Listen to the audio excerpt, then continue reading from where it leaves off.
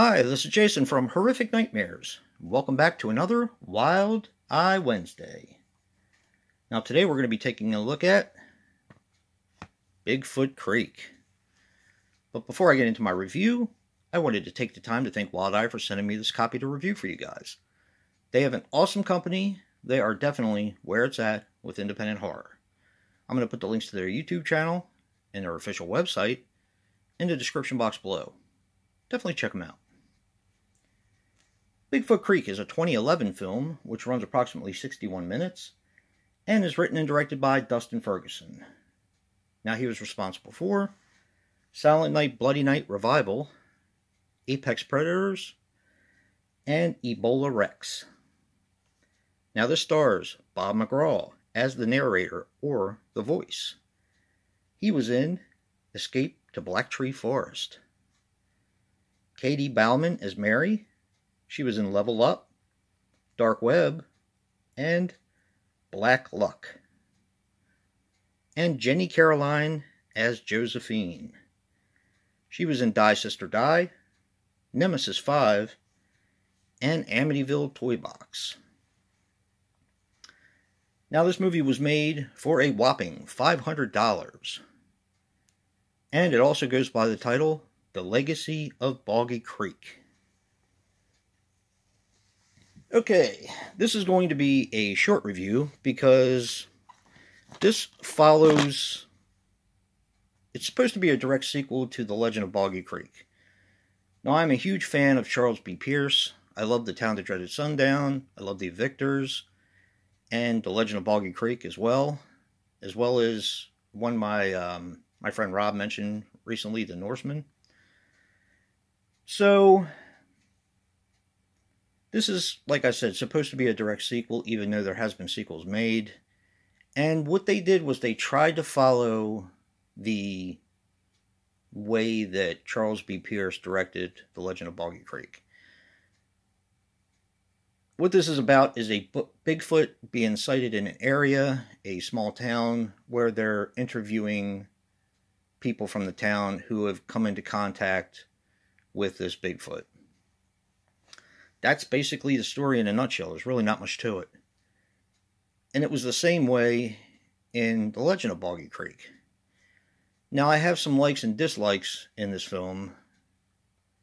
My likes are that he really stuck to the concept of the original The Legend of Boggy Creek by having a narrator who is done by Bob Mcgraw. He did a fantastic job at narrating. And they had a ton of wildlife shots. They interviewed some town people, and while the costuming wasn't always with the times, because this was supposed to take place in the 80s, they did try. Now, the things I didn't like about the film were the fact that the costuming, while it was okay, you know, you could definitely tell some of the people were older than they were supposed to be, but, you know, that's nitpicky.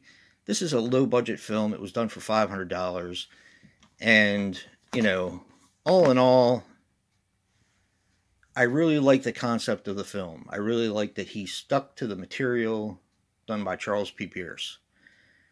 Now, my major con for this film is it's a guy in a really messed up looking monkey suit.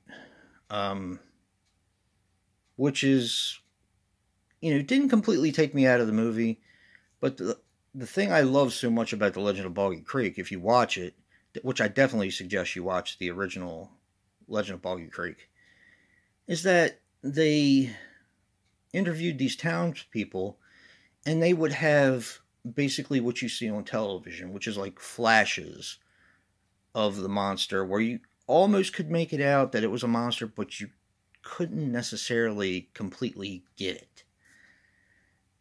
With this one, they just showed the monster way too much, and it was terrible looking. So it was kind of, I think they could have done much more than they did for a little bit less money, if that makes any sense.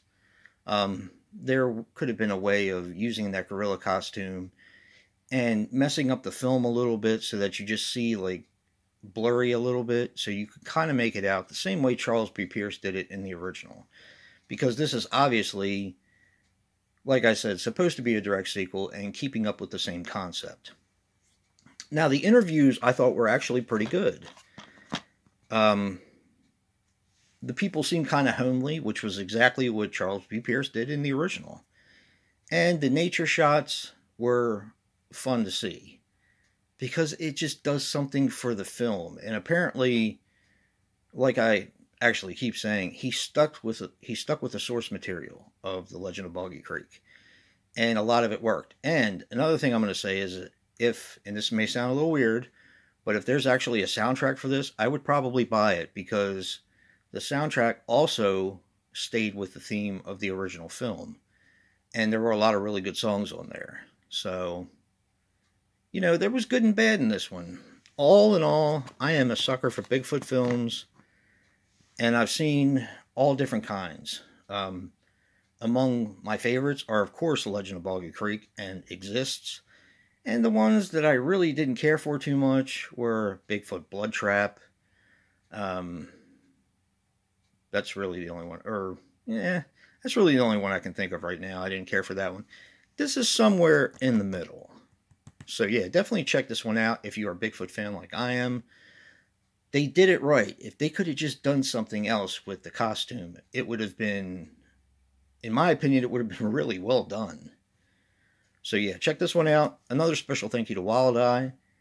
And if you like what you see in here, hit that like button and subscribe. And until next time, peace.